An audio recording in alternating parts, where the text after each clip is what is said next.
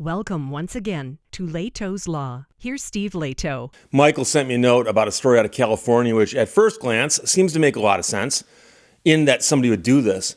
And then the more you think about it, the more you wonder, really, was it worth it? And I'm actually baffled by that aspect of it. So we'll discuss this.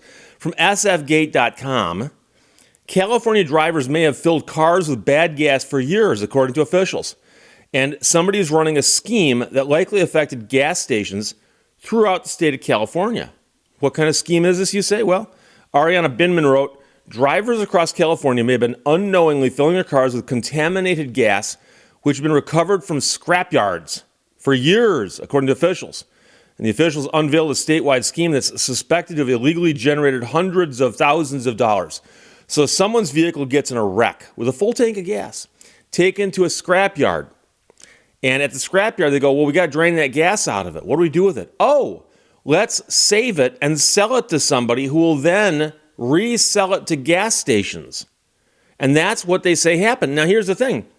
How much money can you make doing this?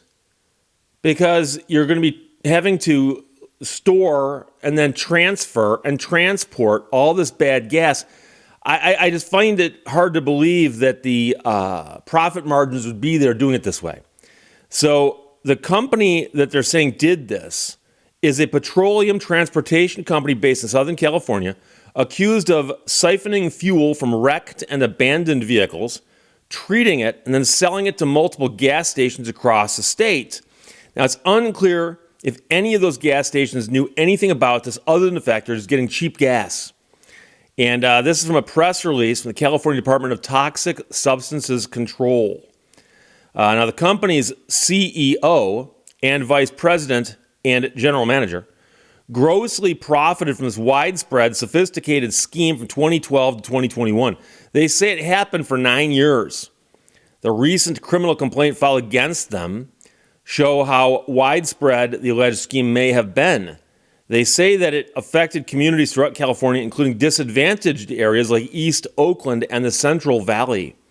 Most of the gas stations that received this contaminated fuel are located in communities that have historically suffered from environmental injustices and are already overly burdened by pollution, the release says. At the time of publication, press representatives with the DTSC were unable to answer questions for the press about how many drivers were potentially affected. And it sounds like it would be quite a few.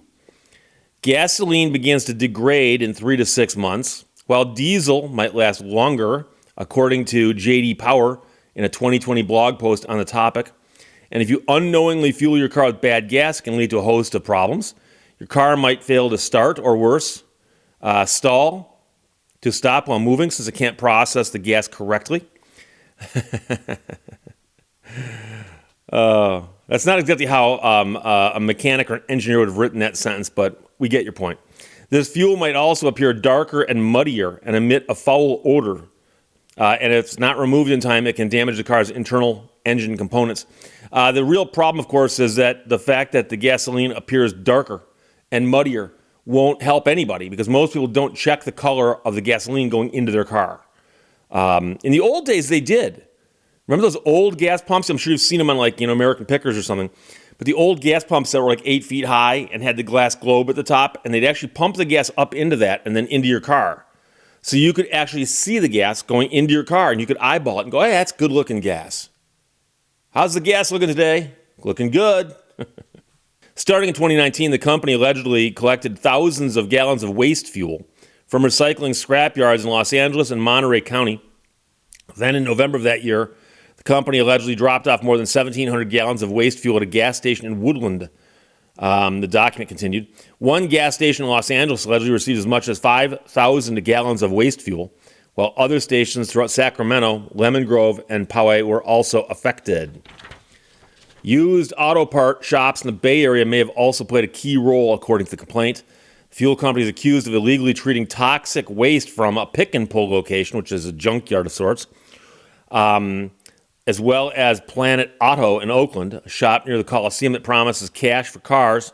Waste fuel was also transported to the Grand Petroleum gas station in East Oakland, a seemingly beleaguered station that has 1 star in Google reviews and a disconnected telephone line. The document also accused the fuel company of dropping off more than 2,400 gallons at another Grand Petroleum station in Hayward. Neither of those could be reached for comment. Now, I expect you to know our drop locations in every region, said a 2016 email attached to the complaint from somebody to the director of marketing at the fuel company. By the end of the week, you need to reach out to everyone on this list and introduce yourself. They're the most important part of business. Without them, everything stops. Subsequently, this company made nearly $1 million in 2021. The company and 3 of the defendants faced multiple felony counts of conspiracy and treatment of hazardous waste. A preliminary hearing is scheduled for May 7th, according to the news release. The question I have is, how much fuel could they have possibly done this with? Because they give some examples of 2,400 gallons here, 1,700 gallons there, 5,000 gallons there. Those aren't $1 million drop-offs, okay? Added together, that's not $1 million. And so the question is, are they really handling that much waste gas? Because even if you took the gas out of every single wrecked car, and remember, some of them have got damaged gas tanks, so they'd be empty. Others of them might have been driven on fumes, okay? They don't all come in with full tanks of gas. And I mean, I remember when I drove a tow truck, I remember coming to the scene of an accident before, and the tank is leaking when I get there. And the police are like, get that thing out of here. All right, get it back to the gas station. By the time it gets there, guess what? It's empty. And I know people are going to say, but Steve, I can't believe you did that.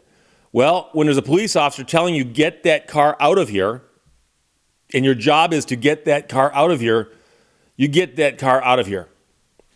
We have zero tolerance for people who knowingly and recklessly violate our hazardous waste laws, which are some of the strongest in the country, said the DTSC director. We are appalled by the gross negligence of this company and its management, who have demonstrated complete disregard for the environment and public safety. Meanwhile, the representatives of all the companies mentioned here did not respond to the requests for comment from SF Gate, who did the story. And here is my question. So gasoline in California is quite expensive. How much cheaper can that wholesaler who's getting the used gas, because that's what it is, by the way. I know some people go, Steve, used gas has been burned in a car. No. Remember that new and used is usually a distinction between sales. This gas has been sold once before. It has a previous owner, therefore it is used. How much more is the profit margin on the used gas? Because keep in mind that it's harder to handle and it involves more work to handle. So somebody at the scrapyard's got to drain it and store it, and then they've got to take whatever they drain it into and get it into your possession. Then you've got to put it in a tanker and take it out and deliver it. Is there really enough money in doing that?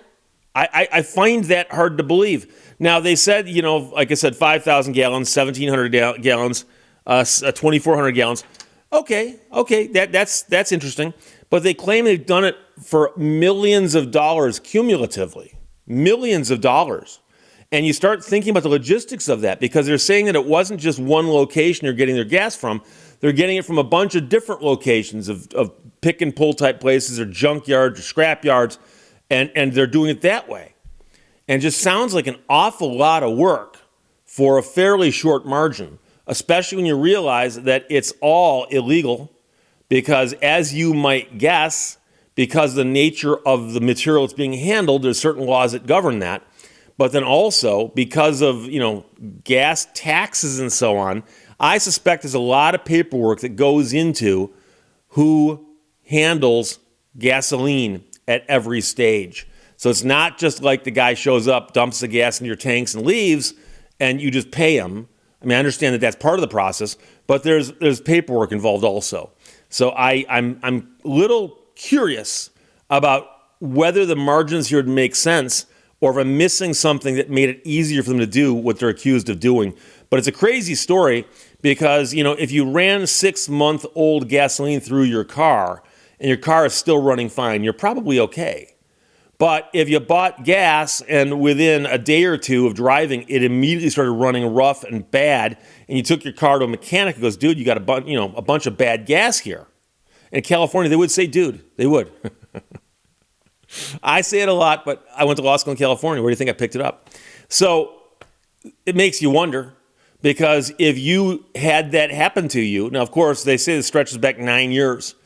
And I don't know what the statute of limitations is going to be for you in California on something like this.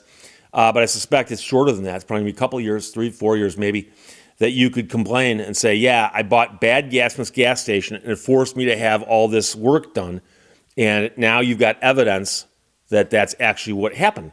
Because I've also mentioned before, I've represented people on more than one occasion who bought gasoline from a gas station that had water in their tanks. They pulled in, filled their car up, and they got a tank full of water. And there were a couple widely publicized examples of that. And I remember where someone came to my office, said this happened, and then they said, yeah, you can check the local newspaper. There's a story about it right there. And there's a story in the newspaper about this gas station. And the weird part is that I think they did it on purpose. The gas station sold water to a whole bunch of people and then went out of business. And I think they knew they were going out of business like on Friday. So they said, hey, when no one's paying attention, maybe 2 o'clock in the morning, let's fill those tanks with water and sell the water at the prices of gasoline. And then we, yank the plug on this operation and walk away from it. We just pocket a bunch of cash. So sad part is, in that particular case, didn't recover anything because they were gone. Bankruptcy saved them. Other occasions where the business stayed operating, we have recovered. But it can be a mess. So California drivers may have filled cars with bad gas for years, according to officials from sfgate.com. Ariana Bindeman wrote that. Michael sent it. Thanks a lot. Questions or comments, put them below. Let's talk to you later. Bye-bye. Thank you for watching Lehto's Law. Energy spent worrying is mostly wasted energy.